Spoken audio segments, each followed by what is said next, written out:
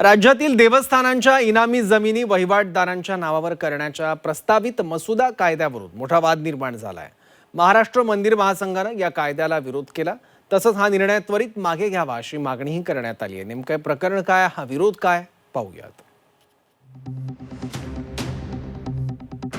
देवस्थानांच्या इनामी जमिनींचा मुद्दा वादात। जमिनी वहिवाटदारांच्या नावावर करण्याचा प्रयत्न।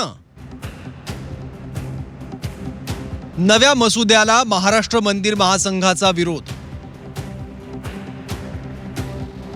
राज्यातील देवस्थानांच्या इनामी जमिनींचा प्रश्न पुन्हा एकदा ऐरणीवर आलाय। या जमिनी वहिवाटदारांच्या नावावर करण्याचा प्रस्तावित मसुदा कायद्याला महाराष्ट्र मंदिर महासंघाने विरोध केला। देवस्थानांच्या जमिनी या देवाच्या मालकीच्या आहेत आणि त्या विक्रीयोग्य नाहीत, त्यामुळे अशा जमिनी खासगी व्यक्तींच्या नावावर करण्याचा प्रयत्न हा धार्मिक आणि कायदेशीर दृष्ट्या चुकीचा आहे। एवढंच नव्हे तर हा कायदा आणून देवस्थानच्या जमिनी भविष्यात राजकीय नेते आणि बिल्डरांच्या घशात घालायच्या आहेत, असा आरोप सुनील घनवटांनी केलाय। आज अशा प्रकारच्या जमिनी ज्या आहेत या भूमाफिया, राजकारणी, काही बिल्डर लॉबी, काही महसूल विभागातले अधिकारी अशा संगनमताने भविष्यात जाऊन ह्या सगळ्या जमिनी विकल्या जातील आणि मुळात इनाम वर्ग 3 जमिनी किंवा इनाम जमिनी का दिल्या जातात, कशासाठी मंदिरांना दिल्या असतात? पूर्वीच्या काळातले राजे रजवाडे, त्या ठिकाणचे शासक यांनी देवस्थानांसाठी ह्या इनाम दिलेल्या जमिनी आहेत।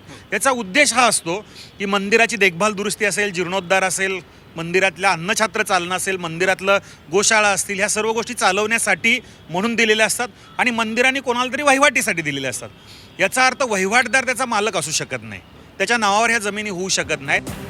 उच्च न्यायालयाने अनेक वेळा देवस्थानांच्या जमिनींचं संरक्षण करण्याची भूमिका मांडल्याचं महासंघानं नमूद केलं। त्यामुळे प्रस्तावित मसुदा हा न्यायालयाच्या भूमिकेच्या विरोधात असल्याचा आरोप महाराष्ट्र मंदिर महासंघानं केलाय। प्रस्तावित मसुदा कायद्याला होत असलेल्या विरोधानंतर महसूल मंत्री बावनकुळेंनी स्पष्टीकरण दिलं। देवस्थानांच्या अधिकारांना धक्का लागणार नाही, तसंच वहिवाटदारांचंही रक्षण करणार असल्याची बावनकुळेंनी सारवासारव केली आहे। परवा आम्ही महसूलच्या वेबसाईटवर कायदा अपलोड केलेला आहे। माझी राज्याच्या सर्व जनतेला आपल्या माध्यमातून विनंती आहे, त्या कायद्याचं प्रारूप आलेलं आहे। आपल्या सर्वांना त्यावर हरकती सूचना देण्याचे अधिकार आहेत। त्यावर स्पष्टपणे असं लिहिलेलं आहे की देवस्थानाचे हक्क बाधित ठेवून कुळाचा अधिकार काय, वहिवाटदाराचा अधिकार काय, याचे अधिकार आम्ही या ठिकाणी त्या कायद्याने आम्ही डिवाइड करणार आहोत किंवा कायद्याने आम्ही देणार आहोत।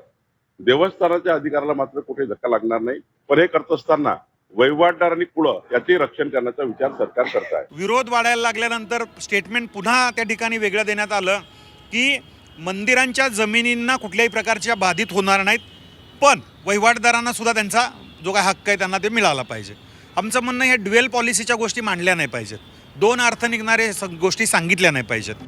दरम्यान ज्या कायद्यामुळे हा वाद निर्माण झालाय त्या कायद्यात नव्यानं तरतुदी करण्यात आल्या आहेत। धार्मिक किंवा धर्मदाय संस्थांकडे असलेली इनामं खालसा करण्यात येणार आहेत। या जागा संबंधित देवस्थानचे पुजारी, वहिवाटदार किंवा मिराजदार यांच्या नावावर केल्या जाणार आहेत। या जमिनी वहिवाटदारांच्या नावे करताना त्या भूगोटादार वर्ग 1च्या असतील, मात्र कमाल जमीन धारणा कायद्यातील मर्यादेपेक्षा अधिक जमीन वहिवाटदारांच्या ताब्यात असल्यास ती सरकार जमा केली जाईल।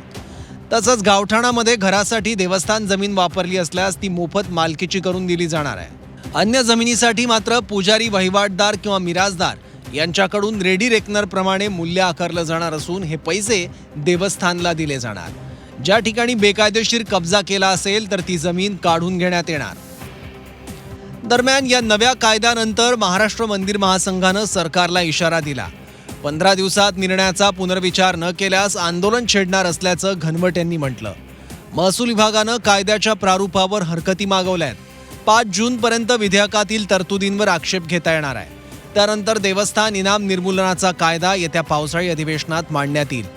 तर दुसरीकडे महाराष्ट्र मंदिर महासंघानं घेतलेल्या हरकतीनंतर सरकार कोणता निर्णय घेतं याकडेही आता लक्ष लागलंय। मुंबईहून सुनील जाधवसह प्रताप नाईक, झी 24 तास, कोल्हापूर।